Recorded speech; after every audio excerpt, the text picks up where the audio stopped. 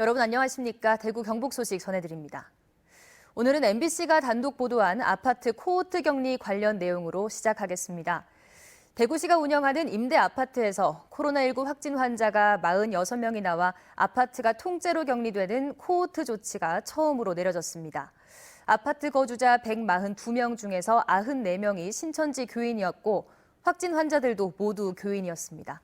박재현 기자입니다. 대구 달서구에 있는 대구시 종합복지회관. 복지회관 안에 있는 5층짜리 아파트 두 채에서 코로나19 확진 환자가 46명이나 나왔습니다. 모두 신천지 교인입니다. 네, 저도 엄청 충격적이에요. 주변 사람들한테 뭐 약간 신천지 아니냐라는 그런 말들을 좀 듣고 있어가지고 그쪽도 되게 불편하고요. 아파트 주민 가운데 첫 환자가 나온 건 지난달 19일. 대구시가 이후 신천지 교인 환자들의 주소가 비슷해 확인했더니 한마음 아파트에서 무더기 발생한 사실이 확인됐고 지난 4일 아파트 전체를 격리하는 코호트 조치를 전격 시행한 겁니다. 그동안 의료기관과 사회복지시설 등에 취해진 코호트 격리 조치가 주거시설인 아파트에 내려진 것은 이번이 처음입니다. 방역당국은 추가 환자가 나올 가능성이 있어 코호트 조치에 들어간 거라고 설명했습니다.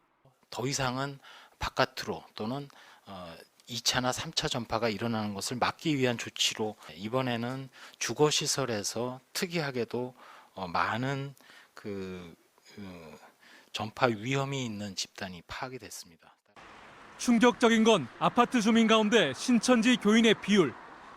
현재 거주자와 퇴거자 등 한마음 아파트 관리 대상자 142명 가운데 신천지 교인은 94명으로 전체의 3분의 2에 달합니다. 한마음 아파트는 신천지 대구교회에서 직선 거리로 1.2km 떨어져 있고 병원 내 의료인 등 집단 감염이 일어난 대구 카톨릭대 병원과도 직선 거리로 800m, 또 10명의 확진 환자가 발생한 대구 문성병원과도 불과 200m 떨어져 있어 더 관심을 모읍니다. 신천지 교인들이 어떻게 거주하고 있고 신천지 교인들 사이에서 왜 이렇게 전파력이 높은지를 설명해 줄 수 있는 중요한 단서라고 생각합니다. 한편 신천지 대구교회는 보도자료를 내고 한마음 아파트의 신도는 94명이 아닌 80명이라며 이 아파트는 신천지 대구교회의 집단시설이 아니라고 해명했습니다. MBC 뉴스 박재영입니다. 네, 아파트 주민의 절반 이상이 신천지 교인인 점은 앞으로 더 밝혀내야 할 대목인데요. 이런 가운데 아파트 운영을 맡은 대구시 종합복지관 측이 입주자들에게 이례적으로 종교에 대해서 물었고 또 아파트 인근에서 신천지 교인들이 포교 활동을 했다는 증언도 이어졌습니다. 윤태호 기자가 취재했습니다. 한마음 아파트는 대구시가 운영하는 임대 아파트. 권영진 대구시장은 아파트 입주자들을 상대로 종교 같은 걸 확인하지는 않는다고 말했습니다. 종교와 관계없이 35세 미만의 여성 근로자들을 위해서 대구시가 임대하는 입주할 때 종교나 이런 것을 확인할 수는 없습니다. 하지만 입주자들 얘기는 다릅니다. 아파트 운영관리 주체인 대구시 종합복지회관 직원이 입주 당시 종교가 있느냐고 물어서 이상했다는 겁니다. 종교 있으세요? 이렇게 물어봤어요. 입주 양식을 쓸 때 서류를 제출을 할 때 그렇게 물어보셨어요. 종교를 특히나 물어봤다는 점에 저는 굉장히 좀 걸리거든요. 신천지 측이 아파트가 위치한 복지회관 정문 바로 앞에서 대놓고 포교 활동을 했다는 증언도 이어지고 있습니다. 신천지에 여기 많이 왔었어요, 사람들이. 전도하러. 작년 10월 때, 11월 때 있잖아요. 엄청나게 많이 매일 거의. 바로 옆 주택가 사람들도 신천지 교인들이 복지회관 인근에서 늘상 전도하러 다녔다고 말합니다. 집이야지. 그 이제 팜플렛 갖다 주면서 옮기더라고. 주위에 지나다니는 애들한테도 얘기를 하지만 꼭 방문을 가고 방문만 해. 대구시 산하시설인 종합복지회관 측은 종교에 대한 질문을 한 적이 없다고 해명했지만 전체 입주민의 70% 가까이가 신천지 교인으로 채워진 것에 대한 의문은 점점 커지고 있습니다. MBC 뉴스 윤태호입니다. 네, 그런데 오늘 한마음 아파트 코호트 격리를 놓고 대구시의 대응이 이상하다는 지적이 나오고 있습니다. 신천지 교인 간의 전파 경로 파악에 매우 중요한 단서가 될 수 있다면서도 역학조사가 늦었고 또 사흘 전 코호트 격리를 해놓고 그 사실을 공개한 것도 오늘 아침 MBC 보도가 나가고 난 이후였기 때문입니다. 한태영 기자입니다. 한마음 아파트에서 첫 확진 환자가 나온 건 지난달 19일. 이후 닷새 뒤인 지난달 24일에는 주민 13명이 한꺼번에 확진 판정을 받았고 이달 1일과 2일에도 환자가 대거 발생했습니다.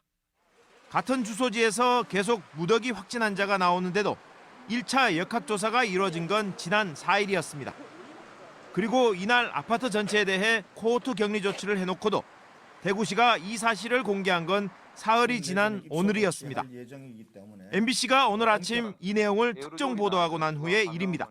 3월 1일부터 3월 15일까지 기준으로 코호트 격리 조치를 하였고 3월 1일을 기준으로 한 점은 그 당시 마지막 환자 발생일이 3월 1일이었기 때문에 병원이나 요양시설 등 다른 집단 감염에 대해서는 일일이 발표하면서 40명 넘는 환자가 나온 한마음 아파트 집단 감염 사례를 뒤늦게 공개한 것 이상하다는 비판이 나옵니다. 대구시가 매일 일일 브리핑을 하면서도 그 정부에서 처음으로 아파트 코호트 격리를 한 사실을 그동안 숨겨왔다는 것은 이해가 되지 않고 있고요. 대구시가 직영하는 시설이라서 그런지. 권영진 대구시장은 지난달엔 확진 판정을 받은 보건소 팀장이 신천지 교인이란 사실을 뒤늦게 밝혀 논란에 휩싸인 적도 있습니다. 신천지 교인으로 확인되었을 뿐이지 이런 사태가 없었다면은 이 부분들을 문제 삼을 수는 없는 것입니다. 그건 개인 종교의 자유의 문제이기 때문에. 코로나 사태에서 신천지와 관련된 충격적인 소식이 계속되는 가운데 대구시의 안이한 대처가 잇따라 도마에 오르고 있습니다. MBC 뉴스 한태현입니다. 방역당국이 한마음 아파트에 주목하는 데는 이유가 있습니다. 현재 대구 확진 환자의 73%가 신천지 교인이나 그 관련자다 보니까 신천지 교인들 간의 전파력이 왜 이렇게 높은지 그 실마리를 풀어줄 단서가 될 수 있기 때문인데요. 신천지 교인들이 집단 거주하는 곳이 대구에 10곳 더 있는 것으로 파악됐습니다. 이상원 기자입니다. 지금까지 확진 판정된 한마음 아파트 입주민은 46명. 모두 신천지 교인으로 교인이 아닌 일반 입주민 가운데 확진 환자가 없습니다.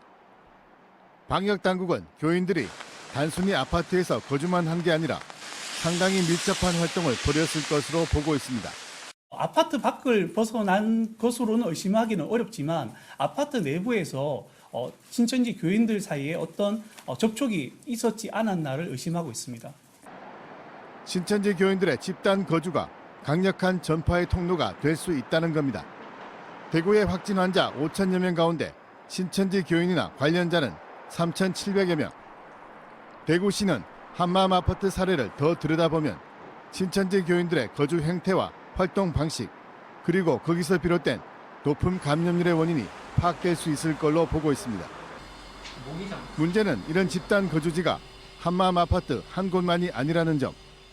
대구시는 신천지 신도들이 집단으로 거주하는 시설을 확인하고 있으며 10군데 정도 의심되는 곳을 찾았다고 밝혔습니다. 신천지 교인 중에서 한 건물에 확진자가 3명 이상 한 5명까지 나타나는 게 한 10곳 가까이 의심스러운 곳이 된다. 그 주소지에 가서 그게 뭐 연립주택인지 뭐 아파트인지 뭐 안 그러면 상가 건물인지 이런 걸 확인해가 봐야 된다 이런 얘기입니다. 이 같은 집단 거주지를 조사하다 보면 그동안 검사에 비협조적이던 신천지 교인 확진 환자가 더 나올 가능성도 있습니다. 대구시는 신천지 집단 거주지로 조사를 확대하는 한편 시민들에게도 신천지 교인들이 여러 사는 곳에 대해 제보를 당부했습니다. MBC 뉴스 이상훈입니다. 대구의 코로나19 확산 과정을 보면 역시 신천지가 그 중심에 있습니다. 자가격리 수칙을 어긴 경우도 많고 또 신천지 교인 1,000명가량은 아직도 진단검사조차 받지 않고 있습니다. 지역사회 감염의 주요 원인으로 꼽힙니다. 보도에 조재한 기자입니다. 한마음 아파트에 거주하는 신천지 교인들은 자가격리 대상이었지만 모두 다 지킨 것은 아닙니다. 전화조사를 이미 다 실시를 하였습니다. 그래서 의심이 되는 건을 2건 정도 발견을 하였는데 나머지 분들은 대체로 자가격리를 지킨 것으로 되어져 있습니다만 지난달 16일 신천지 대구 예배에 참석해 자가격리됐던 20대가 포항에 가고 안동에서도 자가격리 기간에 카페나 식당에서 일하다 적발된 경우도 잇따랐습니다. 사람 만나면 영업적이지. 밖에서 활동하는 사람들 있잖아요. 그런 일을 하시는 분들이 좀 규정을 정부에서 하락하는 대로 좀 안 하시는 것 같고. 신천지 측은 10명 남짓한 소그룹을 담당하는 구역장을 통해 자가격리 교인을 관리하고 있다고 설명했습니다. 자가격리 이런 부분들 준수하라고 하고 또 혹시나 자가격리 이탈자가 있는지 없는지 그런 부분도 한 번씩 이렇게 먼저 절거라도 하고 관리는 저희들은 이제 그렇게 하고 있는데 그 개개인이 움직이는 것을 지금 모르잖아요. 아직도 검사를 받지 않고 있는 신천지 교인이 아직 1000명가량 남은 점도 문제입니다.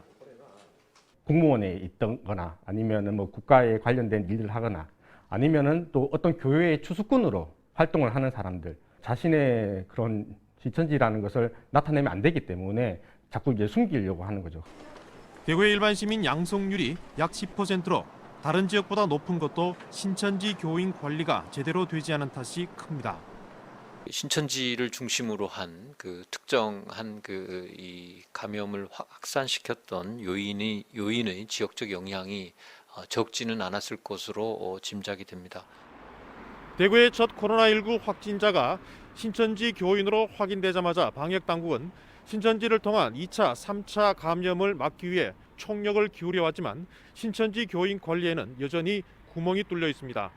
MBC 뉴스 조지환입니다.